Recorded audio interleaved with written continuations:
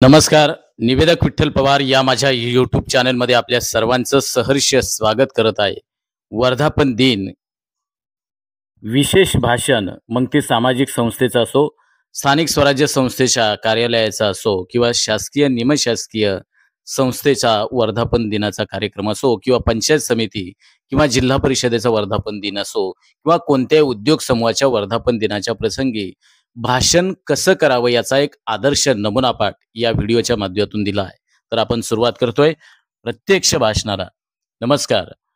मंचावर विराजमान असलेले माननीय अध्यक्ष महोदय, प्रमुख पाहुणे, सर्व मान्यवर, संस्था परिवारातील पदाधिकारी आणि सर्व सदस्य तसेच उपस्थित सर्व मंडळींना माझा सस्नेह नमस्कार. आजचा दिवस अत्यंत आनंदाचा, अभिमानाचा आणि गौरवाचा आहे, कारण आपली संस्था किंवा प्रतिष्ठान किंवा कार्यालय आज आपल्या टिंबटिंबवा वर्धापन दिनात पदार्पण करत आहे. हा दिवस म्हणजे केवळ एक साजरा करणारा क्षण नाही, तर हा आहे संघर्षाचा, सेवाभावाचा, समर्पणाचा आणि सातत्याने केलेल्या कार्याचा एक यशस्वी प्रवास आहे, असं मला वाटत आहे.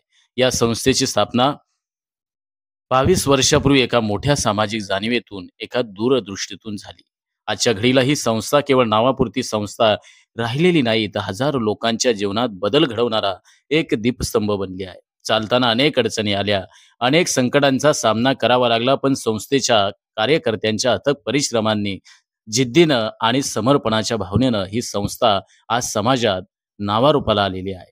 शैक्षणिक, सामाजिक, आरोग्यविषयक, पर्यावरणविषयक, महिला सबलीकरण, युवक जडणघडण कोणतंही क्षेत्र असो, संस्थेचा सहभाग सदैव अग्रस्थानी राहिलेला आहे.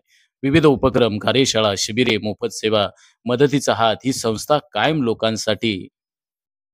लोकांकरता भूमिका घेत आली आहे. या प्रवासात अनेकांचं योगदान आहे. संस्थापक सदस्य, सध्याचे पदाधिकारी, कार्यकर्ते, दानशूर व्यक्ती, शासन प्रशासनातील अधिकारी आणि सर्वसामान्य नागरिक ज्यांनी विश्वास दाखवला, साथ दिली आणि वेळोवेळी मदत आणि मार्गदर्शन केलं.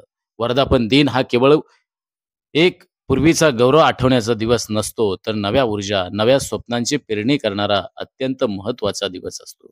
समाजासाठी अधिक कार्य करण्याचा, गरजूंना अधिक मदतीचा हात देण्याचा आणि संस्थेच्या माध्यमातून नवा उजेड समाजामध्ये निर्माण करण्याचा. शेवटी संस्थेच्या प्रवासात सहभागी झालेल्या प्रत्येक व्यक्तीला मनपूर्वक धन्यवाद देतो. आपण असंच कार्य आणि प्रेम संस्थेला पुढे देत राहाल, हीच एक नम्र अपेक्षा आणि वर्धापन दिनाच्या आपणा सर्वांना मनपूर्वक शुभेच्छा. जय हिंद, जय महाराष्ट्र. आमच्या चॅनलवर नवीन असाल तर सबस्क्राईब बटनावर क्लिक करा आणि बेल आयकॉन प्रेस करा.